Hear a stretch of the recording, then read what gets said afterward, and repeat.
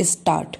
महोदय, महिलाएं दुनिया के अधिकतर भाग में, विशेष रूप से तीसरी दुनिया के देशों में दूसरे दर्जे की नागरिक मानी जाती हैं। उनकी इस स्थिति का समाजशास्त्रीय और ऐतिहासिक संदर्भों में गहन विश्लेषण किया गया और किया जा रहा है। उनकी स्थिति बेहतर बनाने के अनेक तरीके बताए जाते हैं, लेकिन इन सब के बावजूद महिलाओं की स्थिति में कोई गुणात्मक मौलिक अंतर नहीं आया है। इस संदर्भ में समाज के उन वर्गों की बात करना निरर्थक है जहां परिवर्तन की हवा बहुत पहले चल चुकी थी। यह संदर्भ बहुसंख्यक महिलाओं से संबंधित है। वास्तव में इस पूरी स्थिति का केंद्र बिंदु है महिलाओं का अपनी वस्तु स्थिति से अनभिज्ञ होना। आम तौर से महिलाओं को यही समझाने का प्रयास किया जाता है कि उनकी श्रेष्ठता की कसौटी उनका दैहिक सौंदर्य है, इसलिए इसे ज़्यादा से ज़्यादा मोहक और आकर्षक बनाया जाए। यह परिप्रेक्ष्य पूरी स्थिति को बदल देता है। यही कारण है कि विकास और चेतना के अनेक गहन प्रयासों के बावजूद वे उनसे अछूती हैं। महिलाएं अपनी स्थिति से परिचित हों, इसके लिए ज़रूरी है कि वे निरक्षरता और अज्ञान की अंधेरी सुरंग से निकलकर शिक्षा और ज्ञान के आलोक में विचरण करें। ऐसा करने से ही विकास की प्रक्रिया के अंतर्गत पुरुष के समकक्ष व्यवहारिक स्तर प्राप्त कर सकती हैं। इसलिए महिलाओं के विकास के लिए किया जाने वाला कोई भी वह प्रयास जिसमें उन्हें शिक्षित करने का आग्रह नहीं है, न केवल अधूरा है बल्कि पर्याप्त सीमा तक निरर्थक भी। शिक्षा प्राप्त करने के बाद ही महिलाएं अपनी सामाजिक स्थिति का ठीक ढंग से आकलन करने में समर्थ होती हैं। पैरा। शिक्षा के द्वारा प्राप्त ज्ञान चक्षु उन रूढ़ियों के विरोध का साहस देते हैं जो महिलाओं को आगे बढ़ने से रोकती हैं और जिनकी कोई सामाजिक प्रासंगिकता नहीं है। जब तक महिलाएं शिक्षित नहीं होंगी तब तक उनके विकास के लाभ उन तक नहीं पहुँचेंगे और न ही उन्हें उन प्रावधानों की जानकारी मिलेगी जो उनके हितों को सुरक्षा एवं संरक्षण प्रदान करने के लिए बनाए गए हैं।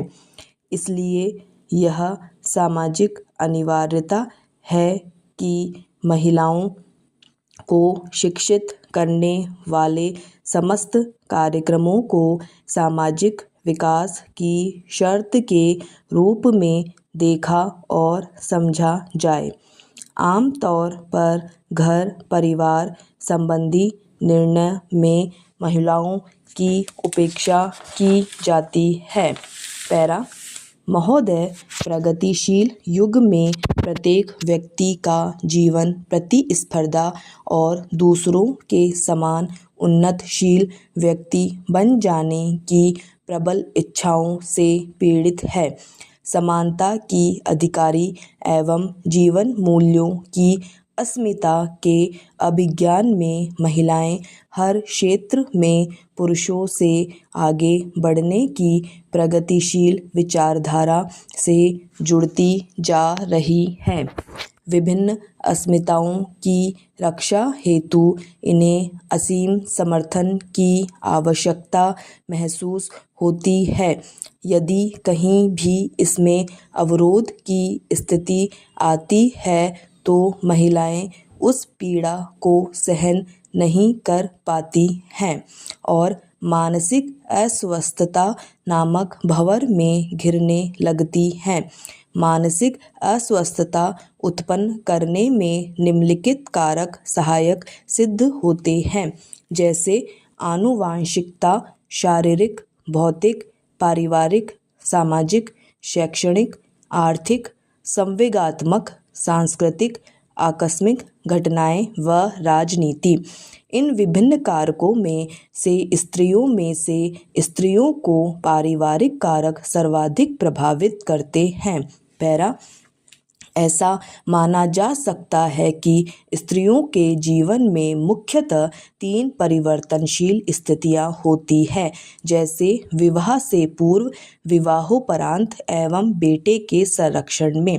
इन तीनों स्थितियों में स्त्रियों का व्यक्तित्व प्रभावित होता है और जब स्त्रियों के व्यक्तित्व का प्रभाव असमायोजित व्यवहार के रूप में प्रकट होता है तो निश्चय ही यह परिणाम स्त्रियों को परिवार में उचित मान प्राप्त न होने के कारण ही उत्पन्न होता है। स्वयं के मान को बचाए रखने के लिए वह अंतर्मुखी व्यक्तित्व अपना लेती हैं। कुछ महिलाओं को तो प्रारंभ से ही प्रत्येक क्षेत्र में बचपन से ही निष्क्रिय रखा जाता है, केवल गृह कार्य को छोड़कर। अतः वे स्वयं को महत्वहीन समझने लगती हैं। जहाँ पर विवाहित महिलाओं के प्रति नम्रतापूर्ण व्यवहार उनके परिवार के सदस्यों का होता है, वहीं वह स्वयं को घर की सम्माननीय समझती हैं। नारियों के प्रति नम्रतापूर्ण व्यवहार होने का अभिप्राय उनके मान सम्मान को बनाए रखना है। यदि महिला अविवाहित हो तो उसे अपने अभिभावकों के साथ ही अन्य सदस्यों से अधिक लाड़ प्यार प्राप्त होता है। वे किसी भी प्रकार के बंधन को स्वीकार नहीं कर पाती, क्योंकि स्वतंत्रता की आदत होती है, जिनसे निर्मित परिस्थितियों के कारण उनका व्यक्तित्व विघटित होता जाता है।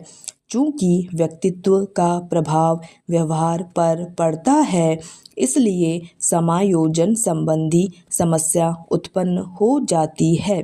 हालांकि अभी भी कुछ ऐसे परिवार हैं जहां महिलाओं के प्रति परिवार के सदस्यों का व्यवहार उदासीन होता है। परिवार में नारी विभिन्न कर्तव्यों दायित्वों को पूर्णतः निभाती है। समाप्त।